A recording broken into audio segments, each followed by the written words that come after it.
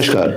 हम बात कर रहे थे गॉल ब्लैडर में अगर कोई समस्या है, गॉल स्टोन्स हैं, तो कैसे पता चलेगा, उसका डायग्नोसिस कैसे हो। मेरा नाम डॉक्टर धनंजय पांडे है और आज हम बात करेंगे सिम्टम्स जो होते हैं गॉल स्टोन्स की वजह से और उसकी वजह से कैसे diagnose, how can we diagnose that condition. So basically सबसे पहले तो जो सिम्टम्स होते हैं उसी से हमें पता चलता है कि ये समस्या है। तो कॉमन सिम्टम्स क्या होते हैं?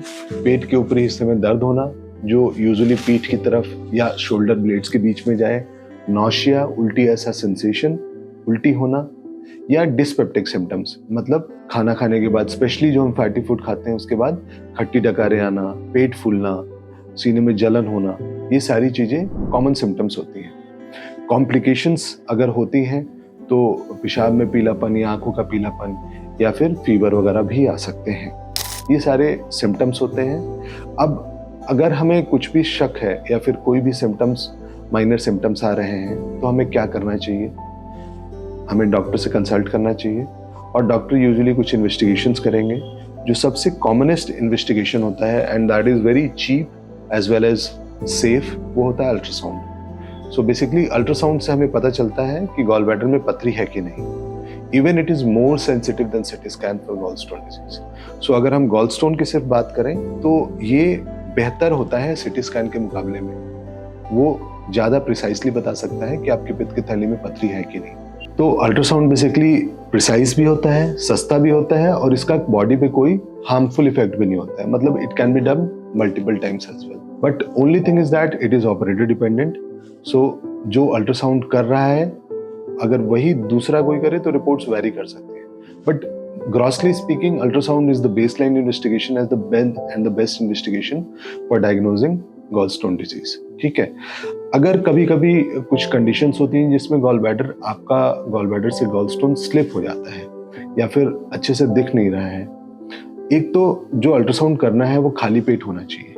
अगर हम खाली पेट नहीं है तो पित्त की थैली कॉन्ट्रैक्टेड होती है और गॉलस्टोन अच्छे से नहीं दिखते हैं। तो कम से कम 4 to 5 आवर्स का फास्टिंग होनी चाहिए अल्ट्रासाउंड के लिए। और इससे जो एडवांस इन्वेस्टिगेशन होती है उसको एमआरआई कहते हैं या एमआरसीपी कहते हैं। सो एमआरसीपी हमें गॉल स्टोन्स के बारे में और प्रिसाइसली बता सकता है। और साथ में अगर कोई स्टोन स्लिप होकर नीचे गया है बिलियरी ट्री में, दैट इज बाइल डक्ट में या फिर पैंक्रियाटिक डक्ट की तरफ जा रहा है, तो उसके बारे में हमें इंफॉर्मेशन देता है। But it is an advanced imaging procedure and it is also associated with a cost. थोड़ा महंगा होता है।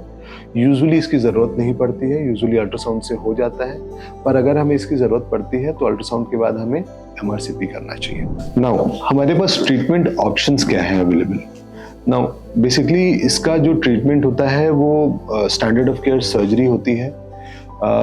कोई मेडिसिन का इसमें कोई रोल नहीं होता है। कोई ऐसी मेडिसिन नहीं है जो गॉलस्टोन को डिसॉल्व कर दे या फ्लश आउट कर दे, ऐसी कोई मेडिसिन नहीं होती है। So basically we need surgery for this. If you having significant symptoms present हैं या कभी कभी असिम्टोमेटिक भी है पर लोग कॉशनरी इसको निकलवाते हैं गॉल ब्लैडर को, क्योंकि कॉम्प्लिकेशन का खतरा बना रहता है। सो सर्जरी क्या करते हैं? It can be done by conventional open approach. चीरा लगाते हैं और पित्त की थैली के साथ गॉल स्टोन्स निकालते हैं, या तो दूरबीन द्वारा या रोबोटिक सर्जरी द्वारा कर सकते हैं। अब दूरबीन द्वारा हम करते हैं तो आज की डेट में it's very common and everybody is, मतलब हर किसी को लैप्रोस्कोपिक ही कराना होता है। कोई भी चीरा लगा के नहीं कराना चाहता क्योंकि पेन ज़्यादा होता है। कॉम्प्लिकेशंस तो ज़्यादा नहीं पर पेन ज़्यादा होगा, पेशेंट की एक्टिविटीज़ कम होती हैं और overall cost and everything, mobility patient की बढ़ जाती है। So basically minimal access approach अपनाना चाहिए, चाहे वो लैप्रोस्कोपिक से कराएं या तो रोबोटिक सर्जरी कराएं।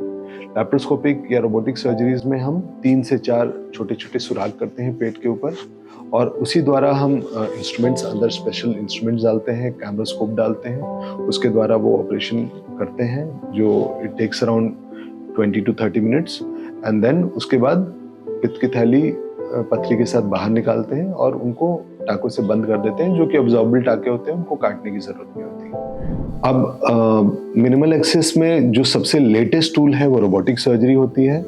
बहुत सारे प्लेटफॉर्म्स अवेलेबल हैं, कोई भी प्लेटफॉर्म हो, लेकिन रोबोटिक सर्जरी सबसे प्रिसाइज है, सबसे लीस्ट पेन कॉज करता है ऑब्वियसली थोड़ा सा कॉस्टलियर होता है, बट पेशेंट का रिकवरी ज़्यादा फास्ट होता है, पेन कम होता है, ब्लीडिंग कम होती है, कॉस्मेटिकली अच्छा होता है। Thank you.